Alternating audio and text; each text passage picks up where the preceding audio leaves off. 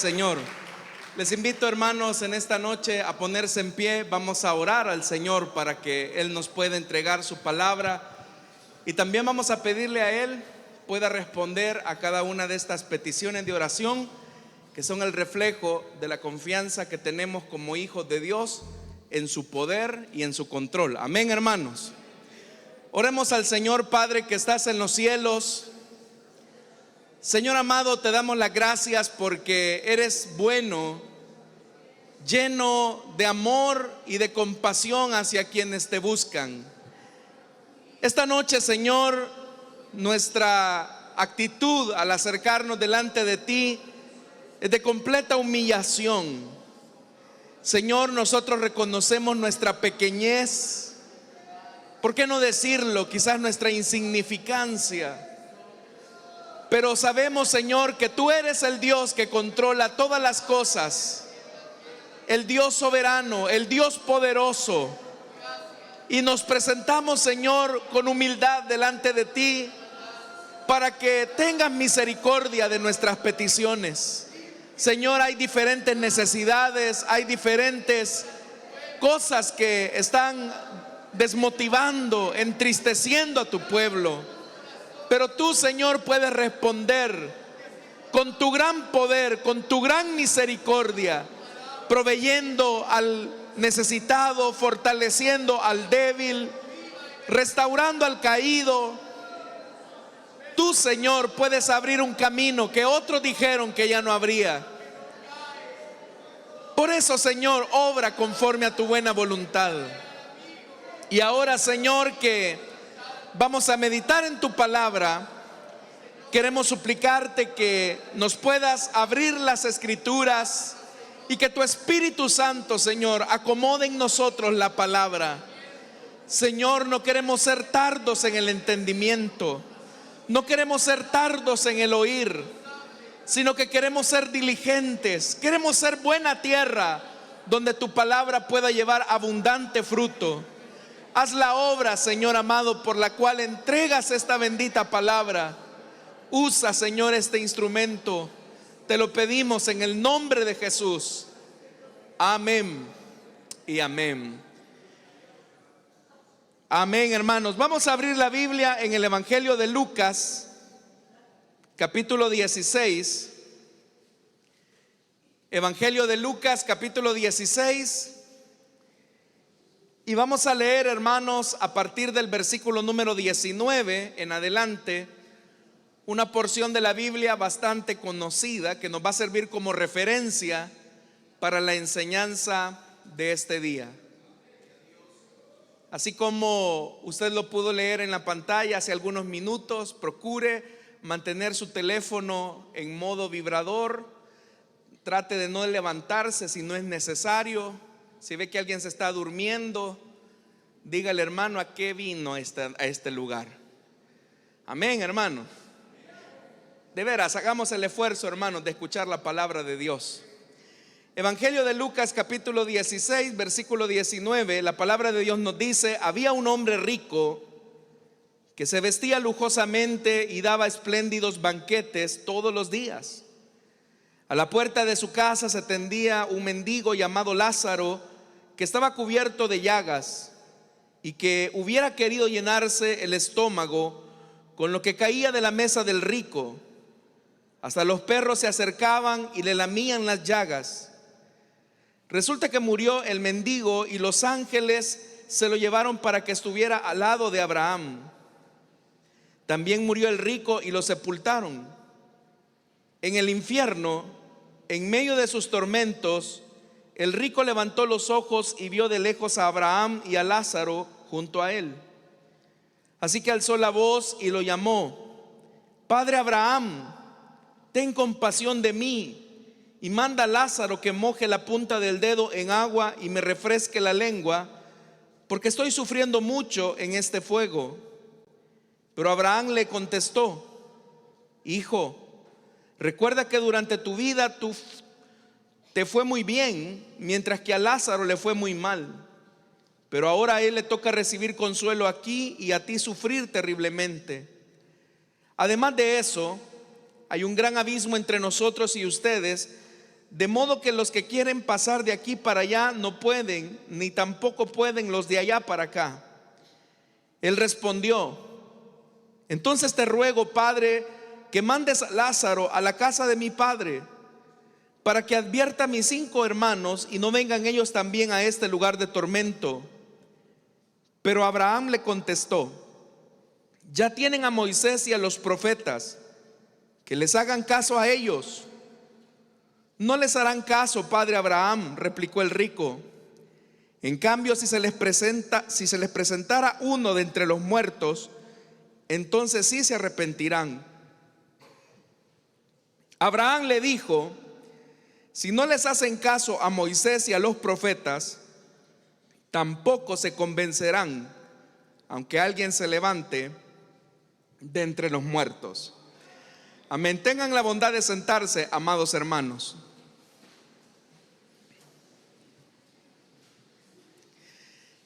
Como lo acabo de mencionar, hermanos, este pasaje de la Biblia es bastante conocido y se conoce popularmente como la historia del rico y Lázaro. Y quiero enfatizar ese elemento, que es una historia real que Jesús contó. Digo esto porque tal vez usted encontrará en alguna literatura o escuchará quizás a algunos expositores de la Biblia que al referirse a este relato, ellos lo denominan una parábola. Pero en realidad, hermanos, para considerar un relato como parábola, hay ciertas características que se deben de tomar en cuenta. Una de ellas es que la parábola es una metáfora o una alegoría que pretende potenciar una verdad espiritual para la vida del hombre. En este caso, hermanos, la eternidad no es una metáfora, es una realidad a la que vamos. Por otra parte, para que un relato sea considerado metáfora o parábola, normalmente, hermanos, la historia tiene personajes anónimos. Usted puede identificar que acá por lo menos hay 2 personajes que no son anónimos. Uno es el hombre que estaba mendigando a la puerta del rico, que se llama Lázaro, y el otro que aparece ahí es Abraham. Entonces claramente se nos menciona nombres de personas concretas y reales. Podría también, hermanos, mencionarles más características que nos llevan a la verdad que este relato no es una parábola, sino que es una historia verídica que quiere representarnos cuál es la condición de los seres humanos cuando mueren. Eso, hermanos, le da título a la enseñanza de esta noche, y es el estado intermedio de los muertos. Es decir, ¿qué pasa con las personas cuando mueren? Al hablar acerca de la muerte, hermanos, tenemos que hablar acerca de 3 muertes. En primer lugar, la muerte espiritual. Y la muerte espiritual es la que se produjo el día que Adán y Eva desobedecieron a Dios, cuando ellos se rebelaron en contra de Dios y comieron de aquel fruto prohibido. Ellos murieron espiritualmente, y por eso es que ellos comenzaron a experimentar una serie de sentimientos como la culpa, como la vergüenza, el miedo, el reproche, el orgullo, el desprecio mutuo, y eso es el resultado de la muerte espiritual. Por eso usted puede notar que cuando el Señor preguntó por ellos, resulta ser que ni el hombre ni la mujer quisieron darle la cara a Dios, porque moralmente, espiritualmente, ellos habían muerto. La segunda muerte, o el segundo elemento característico, es la muerte física. Que eso, hermanos y hermanas, es una realidad que creyentes e inconversos creen por igual. O sea, todos tarde o temprano, si el Señor no viene por nosotros, vamos a morir. Y eso se llama la muerte física. Y la muerte física es la separación del elemento material, que es el cuerpo, y el elemento espiritual que es el alma. Recordemos, hermanos, que el ser humano está conformado por tres elementos que lo constituyen como un ser único. El ser humano tiene cuerpo, que es ese cuerpo físico que vemos, que sentimos, que palpamos. El ser humano tiene el espíritu o el aliento, o como dicen los especialistas, el ruaj de Dios, que es ese soplo de vida, es ese aliento de vida, es lo que le permite que el cuerpo tenga un funcionamiento, una vitalidad. Y en el momento en que se produce la muerte física es porque el ruaj o el aliento, el espíritu, no estoy hablando del Espíritu Santo, sino que el espíritu de vida se retira del cuerpo, y en ese preciso momento también se produce la separación del tercer elemento, que es el alma. Y en el alma, hermanos, está la voluntad, la personalidad de cada uno de nosotros. Cabe mencionar que el alma no tiene edad. Lo que tiene edad es el cuerpo.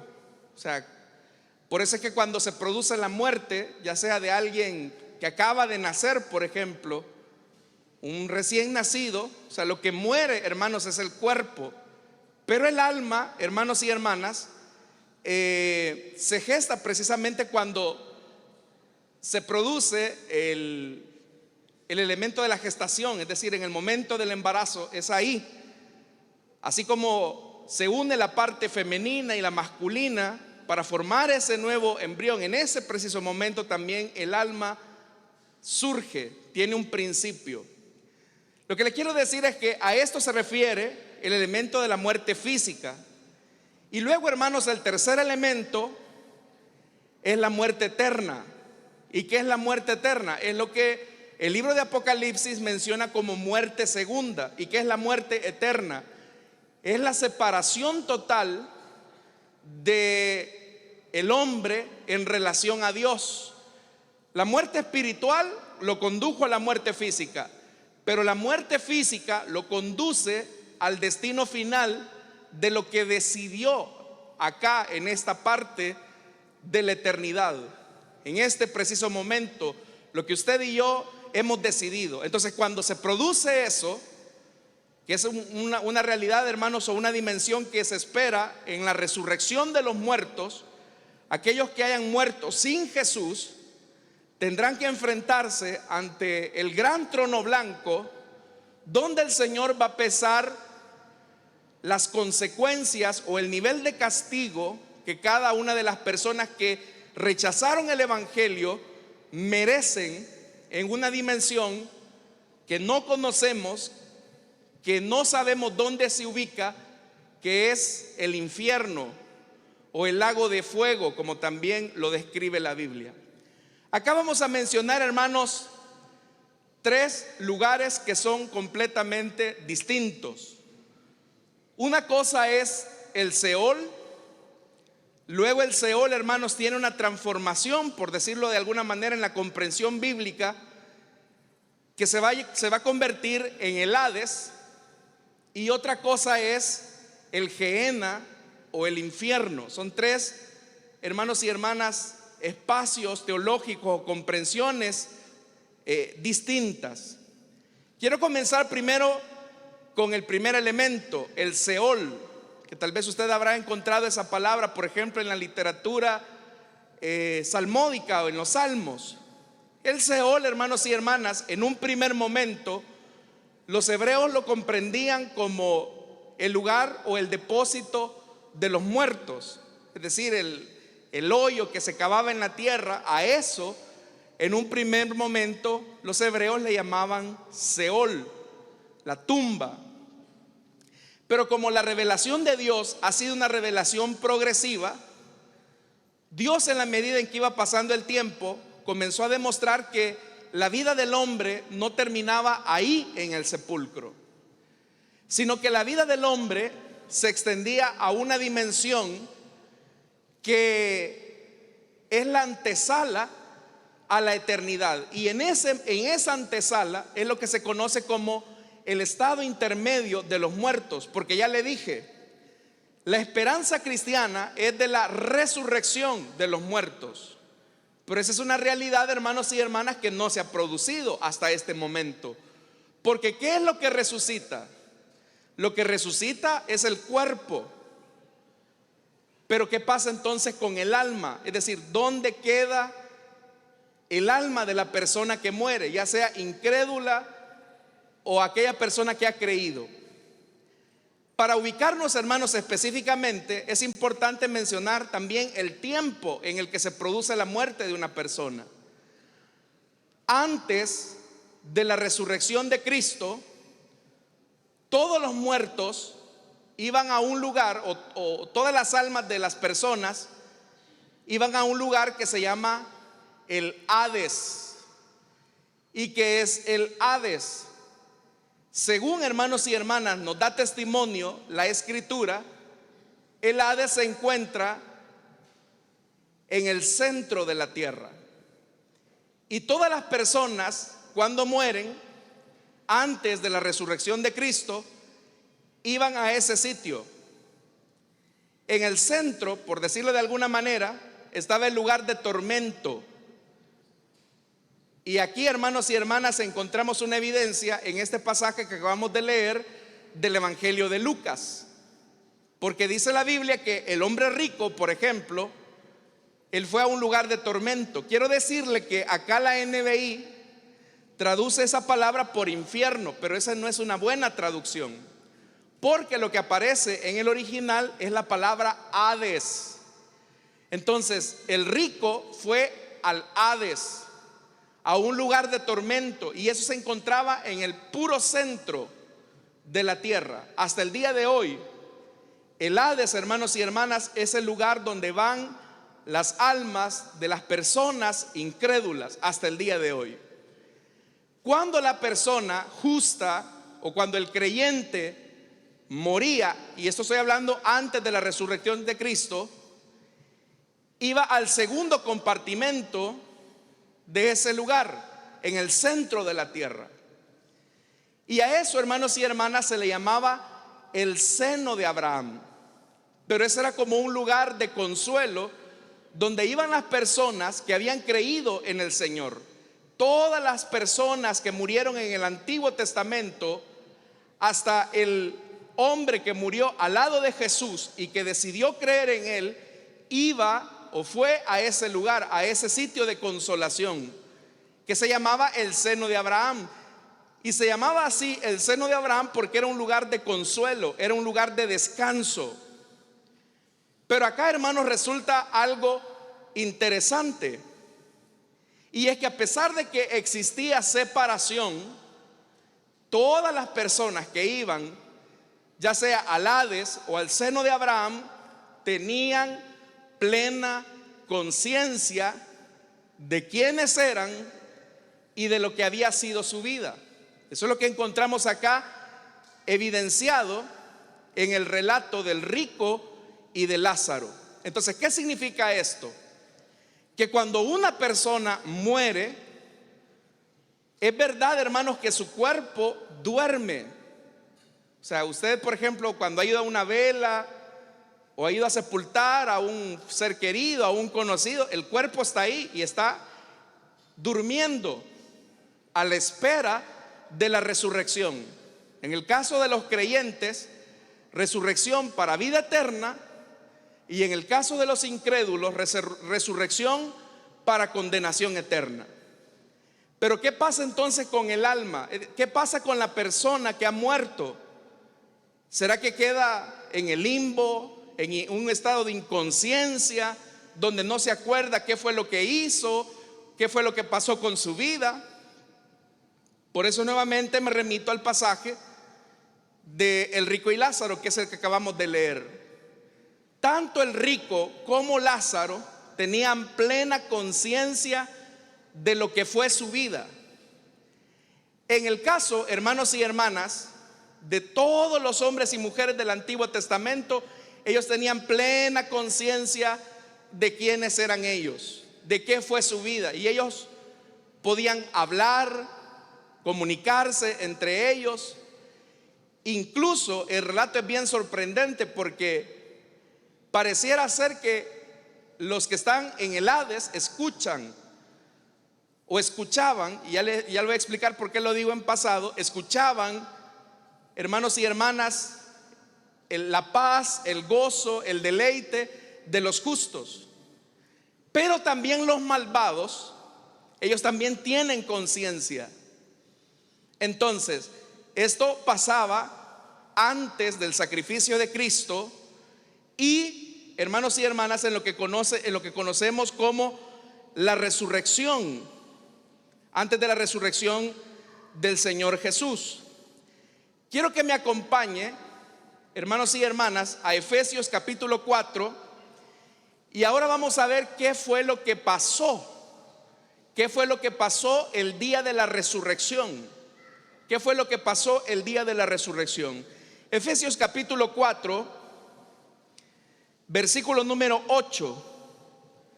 Por esto dice, oiga esto: cuando ascendió a lo alto, se llevó consigo a los cautivos.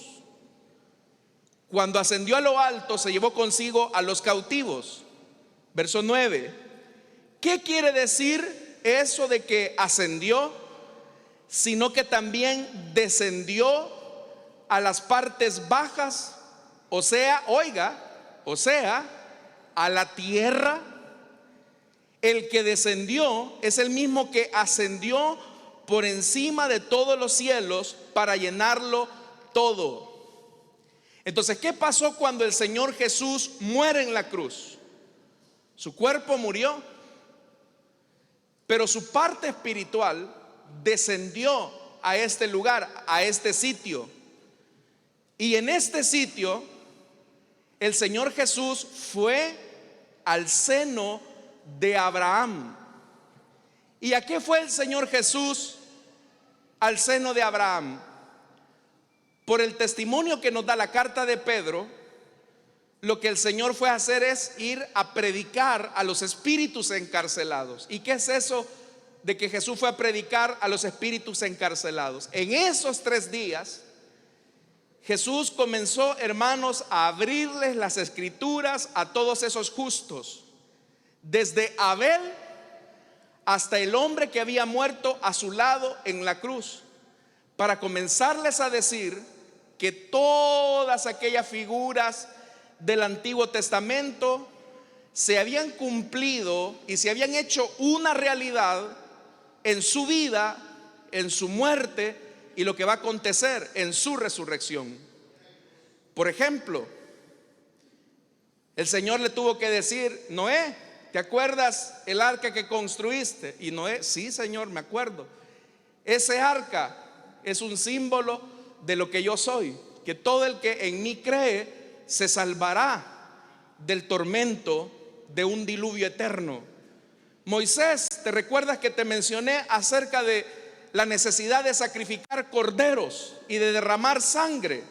Sí, Señor. Bueno, ese cordero es un símbolo de lo que yo acabo de hacer hace algunas horas, y es que derramé mi sangre para limpiar sus pecados y los pecados de los que van a creer en mí. Entonces Jesús comenzó a explicar todo el Antiguo Testamento en esos 3 días.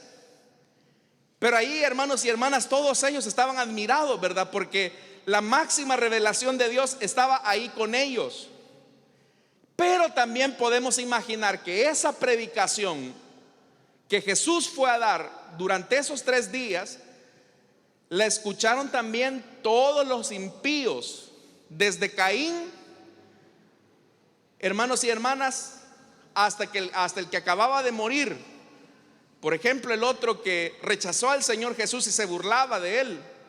Todos ellos escucharon ese mensaje, pero no para salvación, sino para que tuvieran conciencia de la decisión que habían tomado al rechazar la revelación de Dios, al rechazar a Jesús. Y ese nivel de conciencia, hermanos, sigue hasta el día de ahora.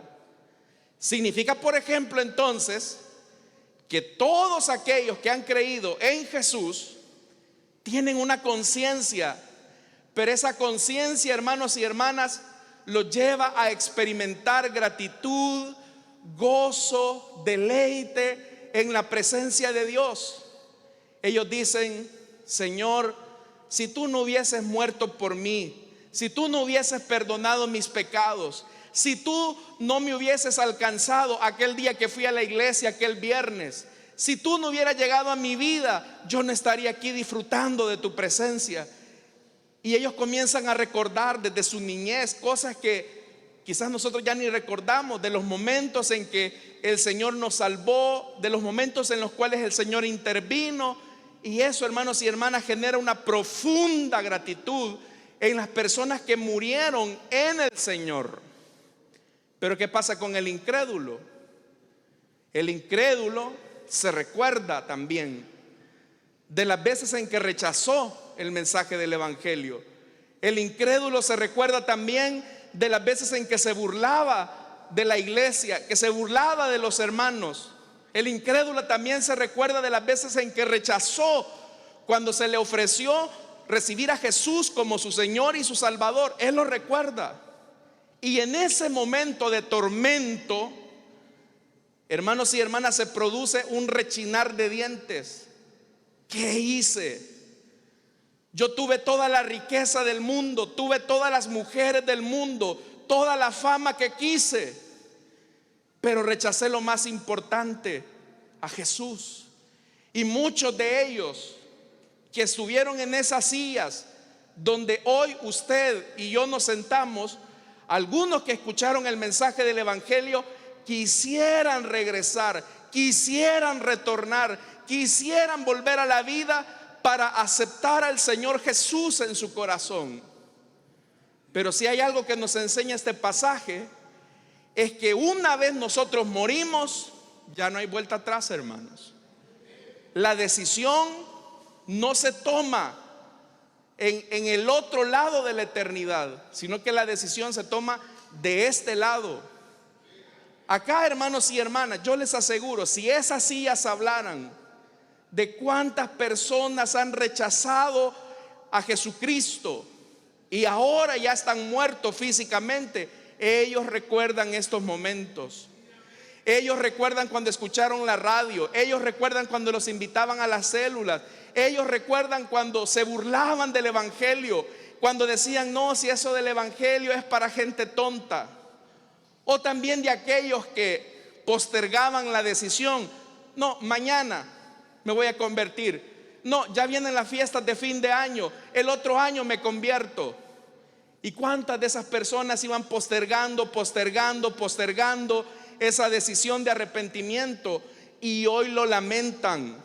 Por eso la Biblia dice: si oímos hoy su voz, no endurezcamos nuestro corazón. Porque nosotros no sabemos, hermanos y hermanas, el día que vamos a partir de esta tierra. Yo quisiera, hermanos, que el Señor a ustedes les conceda unos 60 años llenos de salud, 70 años llenos de salud, vigorosos. Pero ¿quién le garantiza a usted que esta no es su última noche? ¿Quién le garantiza a usted, hermanos, que va a tener el día de mañana? Nadie. El único que sabe, hermanos y hermanas, el día, el límite de nuestros días, es el que nos formó en el vientre de nuestra madre. Por eso es que la decisión se toma acá, de este lado. Entonces, así pasó el primer día, el segundo día. Pero el Señor Jesús sabía que se acercaba el primer día de la semana, el domingo, y les dijo: muchachos, pero les traigo una buena noticia. Y la buena noticia es que ya no van a estar acá. Me los voy a llevar a la misma presencia de mi Padre, porque también ahora mi sangre los ha limpiado de todo pecado y ahora nos vamos derecho a nuestra casa. Y eso es lo que dice la Escritura en Efesios. Eso es lo que dice la Biblia. Dice: ¿qué quiere decir esto de que ascendió? Dice Efesios capítulo 4 verso 9. ¿Qué quiere decir eso de que ascendió? Sino que también descendió a las partes bajas, o sea, a la tierra. Oiga, el que descendió es el mismo que ascendió por encima de todos los cielos para llenarlo todo. Entonces, como su sangre ya había sido derramada y ahora Él había vencido a la muerte, Él se llevó a todos los justos, el alma de todos los justos, a la presencia del Padre. Y todos ellos ahorita, hermanos, están en la misma presencia de nuestro Dios. Ellos están esperando la resurrección de los muertos, que es cuando nuevamente el cuerpo se unirá a esa parte espiritual, pero será un cuerpo, hermanos, transformado, un cuerpo glorificado, donde no habrán enfermedades, donde no habrán dolores, donde no habrán cicatrices, sino que todo, hermanos y hermanas, será hecho nuevo como el Señor lo ha prometido. Jesús dijo algo: el que cree en mí, el que cree en mí, aunque esté muerto, vivirá. El que cree en mí, aunque esté muerto, vivirá. Entonces, el que muere en el Señor, hermanos y hermanas, ese ahorita está en un deleite en la presencia de Dios. Yo le aseguro que si el Señor le preguntara a alguno de ellos: hey, fulanito de tal, ahí hay un hijo mío en la tierra que cree que yo te puedo devolver a la vida. ¿Quieres regresar a la tierra y te resucito otra vez a tu viejo cuerpo? No, Señor, aquí estoy bien a tu lado. Ellos no quieren regresar, hermanos. El que ha creído en Jesús, ese no quiere regresar. ¿Sabe quiénes son los que quieren regresar? Los impíos, los injustos, porque ellos quisieran retroceder el tiempo y tomar la decisión que usted y yo una vez hemos tomado. Entonces, ¿qué pasó en el Hades después de la resurrección de Cristo? Todos los incrédulos siguen llegando ahí, y cuando despiertan es un lugar de tormento. Vea, hermanos y hermanas, el tormento al que estaba enfrentándose el hombre rico. ¿De qué le sirvió ahí la riqueza al hombre, hermano? ¿De qué le sirvió tener dinero? ¿De qué le sirvió tener mujeres? ¿De qué le sirvió tener banquetes? De nada. ¿Sabe, hermanos? Quien no siembra en la vida eterna de este lado de la tierra está desperdiciando su vida. Quien no siembra su vida acá, sirviendo al Señor, rindiendo su vida a Él, en realidad estás desperdiciando tu vida. Y esa decisión que tú tomas se va a extender hacia la eternidad. ¿Sabe, hermano? Nuestro Dios es todopoderoso. Él podría obligarnos a todos los seres humanos para que creamos en Él, pero Él no quiere robots, Él no quiere máquinas. Él quiere que las personas de manera voluntaria crean en Jesucristo. Entonces, si aquí hay una persona que lo rechaza, si aquí hay una persona que dice: no, el otro día, no, el otro año, ya vienen las fiestas de fin de año, me voy a echar unas y unas mujeres por ahí y el otro año me reconcilio. El Señor dice: eres un necio, no sabes que tus días están contados, y aunque quisieras regresar del otro lado de la eternidad no vas a poder, y como me has rechazado, entonces eso es lo que vas a tener. ¿Qué es el infierno? Que es diferente al Hades, porque el Hades, ya le dije, se encuentra en el centro de la tierra, donde ningún hombre puede llegar. Se sabe, hermanos, que en el centro de la tierra las dimensiones del calor, la temperatura es extremadamente destructiva. O sea, yo no sé, hermanos, cómo una parte espiritual logra percibir todo eso, ese sufrimiento. Pero el Hades es la antesala a una realidad que se llama infierno, a una dimensión que se llama infierno. ¿Significa, hermano, que en el infierno no hay nadie? No, en el infierno no hay nadie. El infierno es una dimensión. Recuerde que nosotros vivimos en 3 dimensiones, pero el infierno es una dimensión que solo Dios conoce, y a la que van a ir todos aquellos que están en el Hades. Por eso es que en el libro de Apocalipsis, ¿qué es lo que dice? Que el Hades entregó sus muertos para ser juzgados frente al gran trono blanco. Y todos ellos, hermanos, van a ir a ese lugar de condenación eterna, a ese lugar de tormento. Pero hermano, si ya el Hades es tormentoso para estos incrédulos, ¿qué no será la realidad del infierno? ¿Y qué es el infierno, hermanos? El infierno es el único lugar donde la presencia de Dios no está. Al infierno lo hace infierno no las llamas de fuego, el gusano que nunca muere. El infierno es el único lugar donde la presencia de Dios no está. Sabe, hermanos, en esta dimensión en la que nos encontramos, los incrédulos gozan en parte de la presencia de Dios, pero no se dan cuenta. La Biblia dice que Él hace salir su sol sobre buenos y sobre malos. Hay beneficios, hermanos y hermanas, que el incrédulo recibe al igual que el creyente.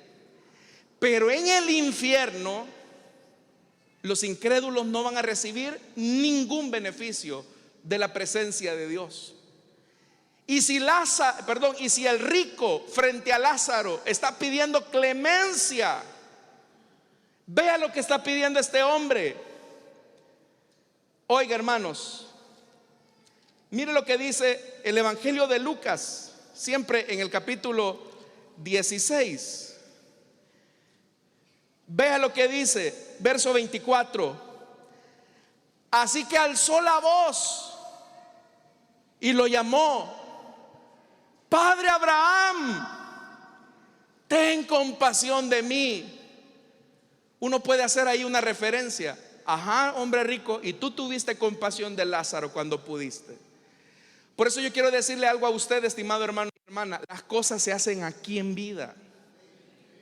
Aquí. ¿Qué es eso? Mire, yo no estoy en contra, hermano, de que usted vaya y ponga flores en el sepulcro de su mamá, de su papá, de su esposa, de sus hijos. Cosa suya. Pero esa persona no va a recibir nada.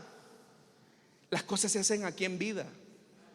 Si usted le puede dar una flor a su mamá aquí en vida, désela acá, en vida. A su esposa, désela en vida. Usted se fija que a veces hay personas, ¿verdad?, que dicen: mamá, y se tiran a besar el féretro. ¿Y para qué? ¿Y ahí para qué? No siente. Es mejor hacerlo aquí. Y es mejor que seas obediente también a tu mamá y a tu papá. Amén. Bueno, pero este hombre dice: Padre Abraham, ten compasión de mí. Está pidiendo lo que él no dio. Él no tuvo compasión. Y vea, y manda a Lázaro. Y y manda a Lázaro, dice, que moje la punta del dedo en agua. Lo que el rico estaba pidiendo era meter, hermanos, que Lázaro metiera su dedo. Oiga esto, está hablando de dedo. Pareciera ser como que el alma tiene forma de cuerpo, porque está hablando de la lengua y del dedo. O sea, no es como un espectro, un fantasma.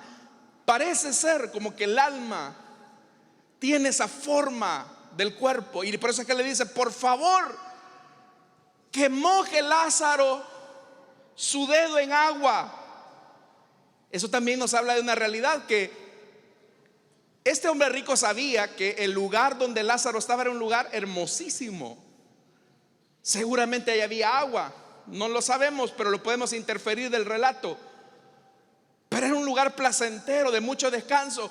Pero ahora el rico está anhelando, aunque sea un poquito.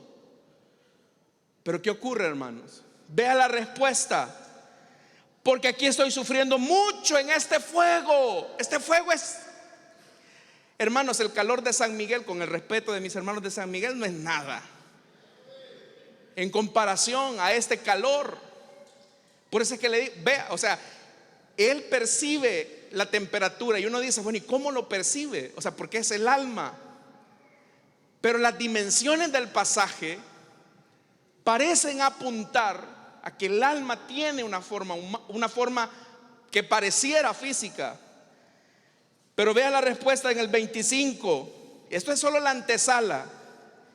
Pero Abraham le contestó, así como con un poco de compasión y de lástima: hijo, recuerda que durante tu vida te fue muy bien, mientras que a Lázaro le fue muy mal, pero ahora le toca recibir consuelo aquí, y a ti sufrir terriblemente.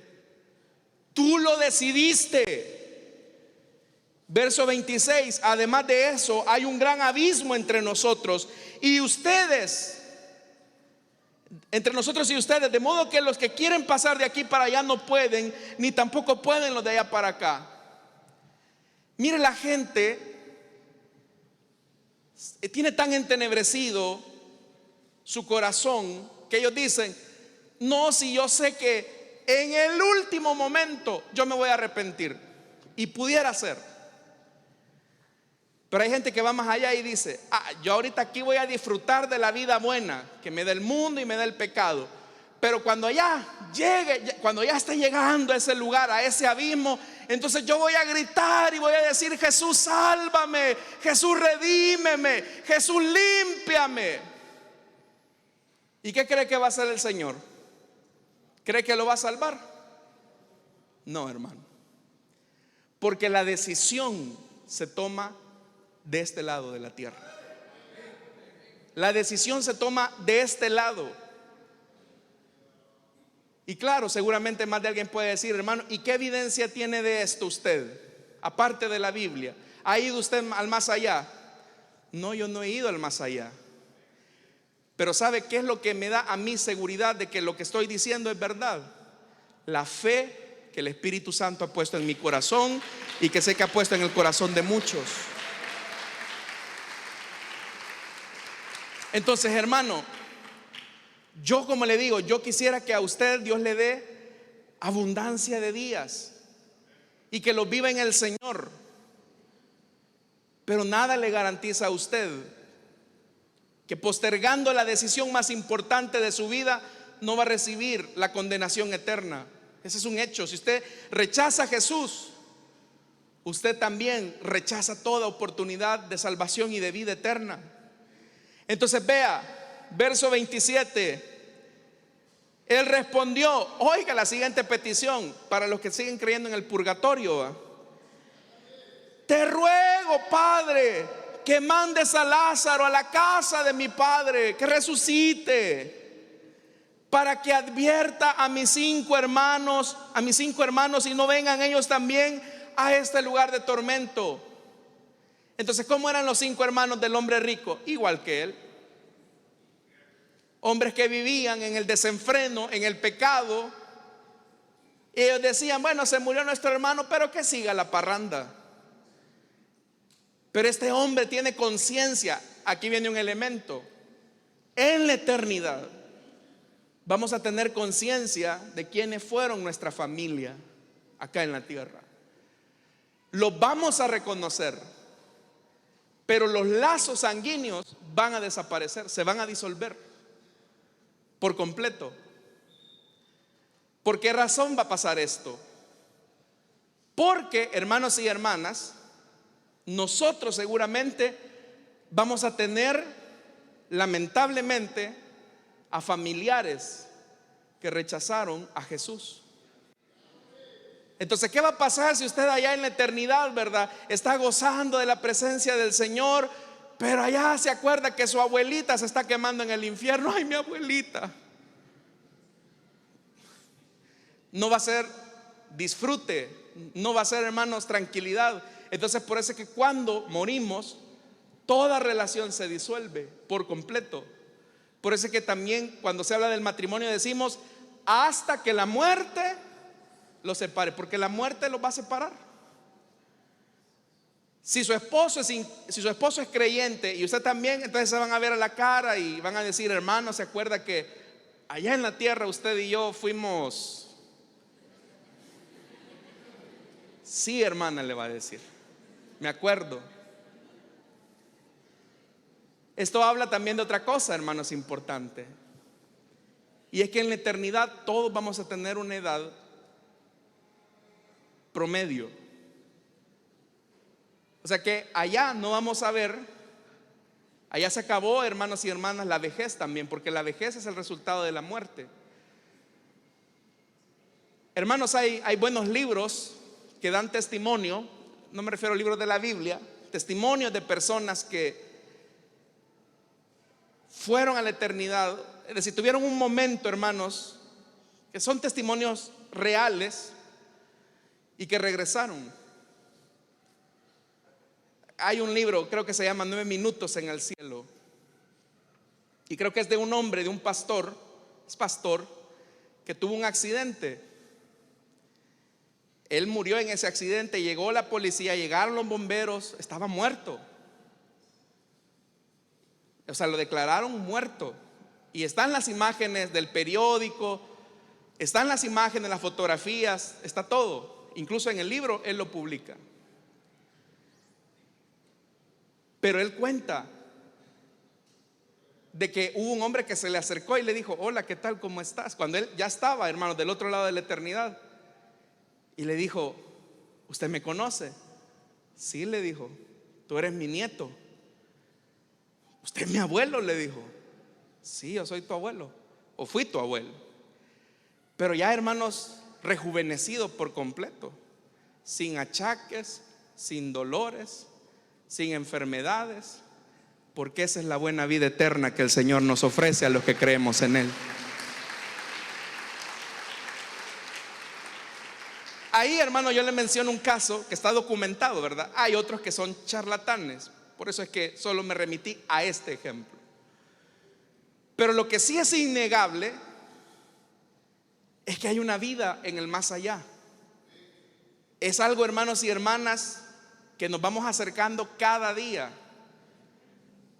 Ya vamos oliendo a ciprés, hermano.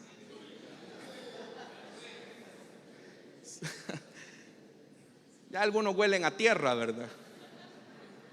Y quieren ver las papas, pero 3 metros bajo tierra. Pero el hecho es que nos vamos a morir. Si el Señor no viene, nos vamos a morir. Y yo sé que yo los voy a ir a enterrar a ustedes. No sabemos, hermano. Tal vez ustedes me van a ir a enterrar a mí. Pero como sea el caso, sea como sea, el hecho es que la eternidad nos espera a todos. Pero solamente los que creen en Jesucristo tienen salvación y vida eterna. ¿Cuántos tenemos vida eterna en Jesús, hermanos? Por eso es que las velas de los creyentes, hermanos, usted sabe cómo son, ¿verdad? Sí hay tristeza, sí hay dolor. Para ponernos a hacer culto, hermanos y hermanas, vamos tratando la manera de imitar el gozo que esos creyentes tienen ahorita en la presencia de Dios. Yo le aseguro, piense en cualquier familiar que usted tenga y que haya muerto, y piense si el Señor le pregunta: ¿te quieres regresar? No, Señor, aquí estoy bien. No quieren, hermanos, porque ahí hay descanso, ahí hay plenitud, ahí hay gozo. Pero lo que nos deja, hermanos y hermanas, esta doctrina, esta enseñanza, es que hay una vida eterna que nos espera. Entonces, la pregunta es: ¿y si usted muriera hoy, este día, usted ya tiene asegurada la eternidad? Porque venir a la iglesia no lo hace cristiano. Tener una Biblia debajo del brazo no lo hace cristiano. Que su esposo venga a la iglesia o su esposa venga acá a la iglesia no lo hace cristiano. Le voy a decir algo, y esto se lo digo con mucho temor y con mucho temblor, pero tengo que decírselos, amados hermanos y amigos: muchos de los que están acá no han tenido un encuentro personal con el Hijo de Dios. Vienen por costumbre a la iglesia, los trae a la fuerza el papá, la mamá, el esposo, la esposa. No vienen porque es una devoción. Muchos piensan que porque nacieron en un hogar de padres evangélicos son creyentes. Hermanos, nuestros hijos cuando nacen en un hogar evangélico de creyentes son pecadores y necesitan ellos tener un encuentro con Jesús. No piense usted, no, si mi niñito, no, tiene que tener él su conversión, su confesión en el Hijo de Dios. Entonces yo quiero hacerle una pregunta así, particular a cada uno de ustedes. Olvídese del que tiene a la par, así sea su esposo, su esposa, su hermano, su hermana, su tío, su tía, lo que sea. Es el Señor quien te está preguntando esta noche: ¿de verdad estás seguro de tu salvación? ¿Tus pecados han sido lavados por la sangre del Cordero? Y si no tienes esa seguridad, hoy la puedes tener confesando tus pecados al Hijo de Dios y arrepintiéndote de todo pecado, porque aquí está el Señor en medio nuestro. Amén, hermanos. Y se lo digo por una razón, porque cuando se produzca el juicio de las naciones, muchos dirán: Señor, si en tu nombre predicamos en las plazas, si yo era supervisor, si yo era diácono, me habían propuesto, si yo hablaba en lenguas, si yo expulsaba demonios en tu nombre. Y usted, si ha leído esos pasajes, la Biblia nunca dice que Jesús les diga: ustedes fueron charlatanes, eso no era cierto. No, Jesús les dice: apartaos de mí, hacedores de maldad. Pero ¿sabe por qué el Señor Jesús les dice hacedores de maldad? Es más, les dice malditos. ¿Por qué los maldice? Se lo voy a poner así en palabras sencillas. ¿Qué pasaría si yo voy al banco en su nombre a sacar un crédito? Eso es delito, hermano. Eso es delito. ¿Qué pasa si yo usurpo su identidad? Eso es delito. ¿Qué pasa si yo usurpo la identidad de ser cristiano y toda la vida me la llevo creyendo que soy cristiano? Estoy usurpando nada más que la identidad del Hijo de Dios. Y por eso es que el Señor les dice: malditos, apartados de mí, porque ustedes toda la vida creyeron que eran mis hijos y no lo eran. Entonces, hermano, ¿cuál es la garantía que tenemos? Pablo lo dice: el Espíritu da testimonio a nuestro espíritu ¿de qué? De que somos hijos de Dios. ¿Ya le dio a usted confirmación el Espíritu de ser hecho hijo de Dios? ¿O es un evangélico que se ha venido a engañar aquí a esta iglesia? Pero libre soy de su sangre, hermanos, esta noche, porque les he predicado el mensaje del evangelio a todos.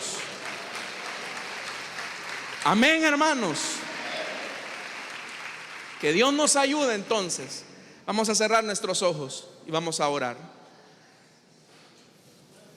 Teniendo nuestros ojos cerrados y nuestro rostro inclinado, rápidamente quiero hacer una invitación para aquellas personas que necesiten tomar la decisión más importante de su vida, y es recibir a Cristo en su corazón. Si hay alguien acá que desea entregarle su vida a Cristo o que desea reconciliarse, póngase en pie. Quiero orar por usted. Si usted no tiene seguridad de su salvación, póngase en pie. Ahí habrá un hermano, una hermana que va a orar por usted. Dios le bendiga. Pasa, hija, queremos orar por ti. Bienvenida. ¿Hay alguien más que quiere entregarle su vida a Cristo o desea reconciliarse? Póngase en pie, que quiere tener la seguridad de su salvación, que quiere tener la seguridad de la vida eterna. Venga, póngase en pie.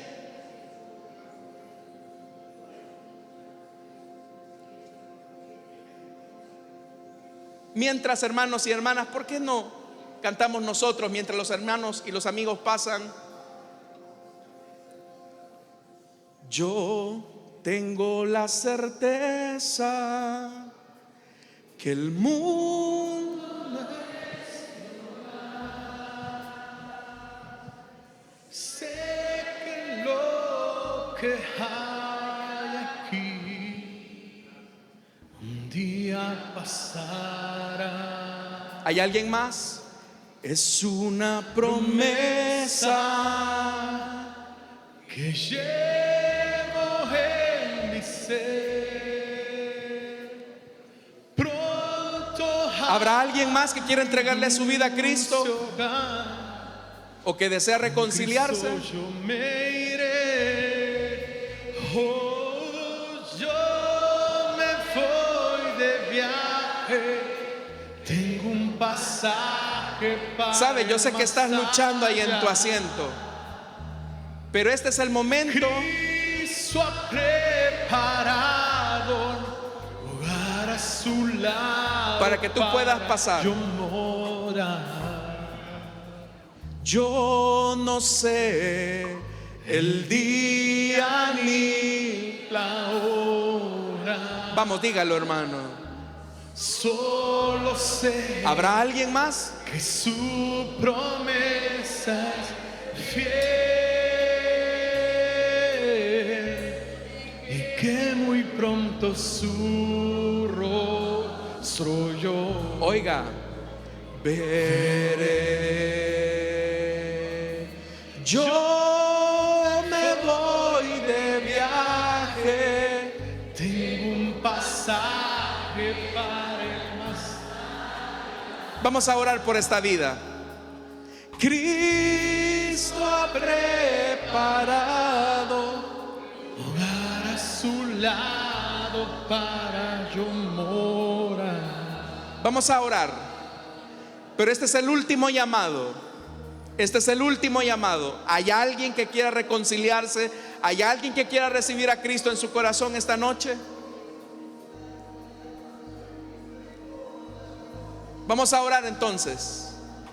Pero si tú estás batallando en este asiento, recuerda, si tú rechazas al Hijo, será una decisión que te va a pesar por el resto de la eternidad. Si tú no estás a cuenta con el Señor, este es el momento para hacerlo.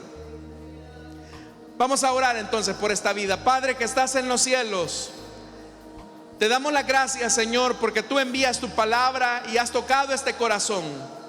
Quiero pedirte, Señor, que limpies sus pecados, que quites toda maldad de su vida y que a partir de este momento tú te conviertas en el Señor y en el Salvador de esta muchacha, Señor. Así también los oyentes de la radio, los que a través del internet están escuchando este mensaje, a ti sea toda la gloria y la honra en Cristo Jesús.